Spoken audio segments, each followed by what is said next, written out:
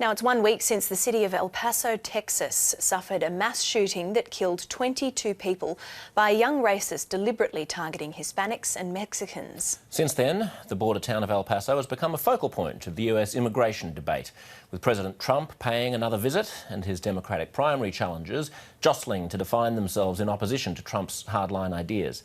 But what's the real character of El Paso, and what can it teach us about the reality of immigration on the southern US border?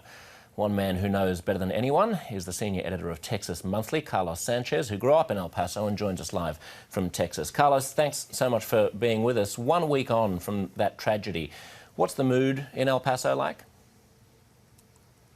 You know, I think the initial couple of days after the tragedy, there was obviously a lot of distraught people, a lot of people in turmoil.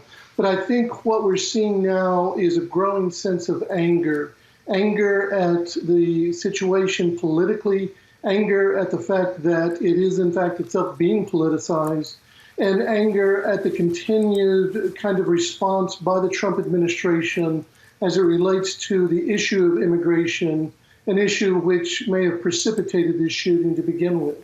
Just describe the city that you grew up in for us. Obviously, our viewers in Australia live in an island country.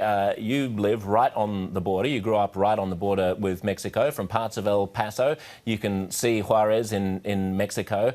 What's the nature of the city and the nature of the border? Well, you have to understand, El Paso is in a fairly desolate region as it relates to the rest of Texas. I grew up, and El Paso has had a long history of feeling neglected by the rest of Texas. And it has been a community that has lived unto itself in tandem with Ciudad Juarez, which is in Mexico. So there's a huge valley, El Paso meaning the pass between two mountains. And that valley is composed of two different nations. And it's been a community that's very self-reliant, very proud of itself, but also used to the notion that it is far and away from the mainstream of Texas, Dallas, Houston, cities like that. And Carlos, how much traffic is there across the border? How porous is it there? Oh, it's extremely porous. The traffic it is a bicultural, binational, bi-regional location. People will go to lunch in Juarez, Mexico. There is a morning rush hour, an evening rush hour across the bridge from laborers living both in the United States working in Juarez and in Juarez working in El Paso. So Donald Trump visited El Paso after the shootings this week. It's not his first time, of course. In February, he went to the city in order to talk about the border wall and drum up security for fortifying the border. What's the attitude of locals like to such visits? I think Wednesday, when President Trump visited El Paso, that began the turning point in terms of the way the city was reacting. I think before his visit, there was a city that was in mourning. After his visit, there was a city that was starting to get angry.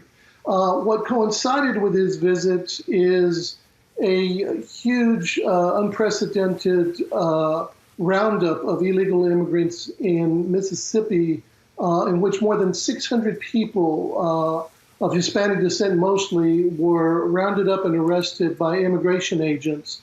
And that seemed to add a new dimension of complexity and anger to the situation in El Paso.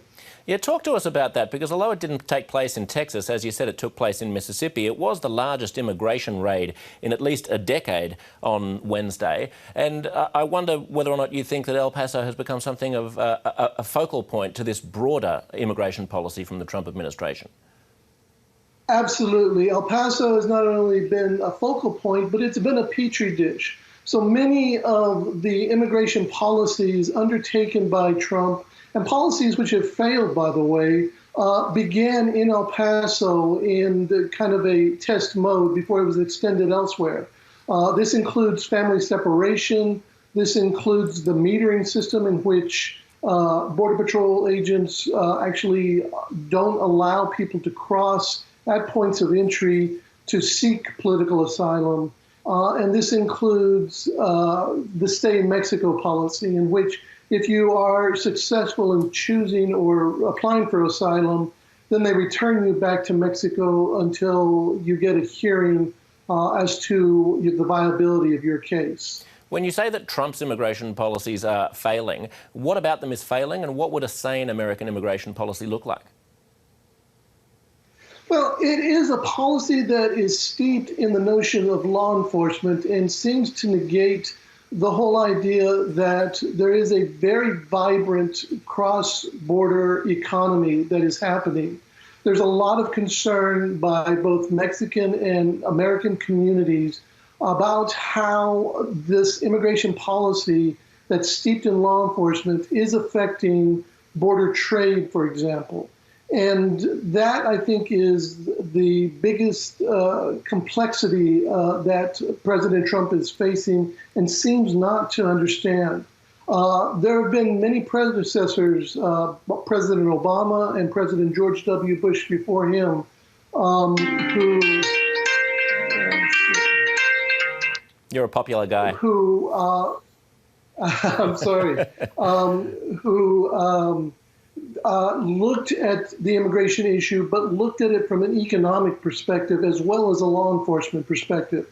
President Trump is simply looking at it from a law enforcement perspective.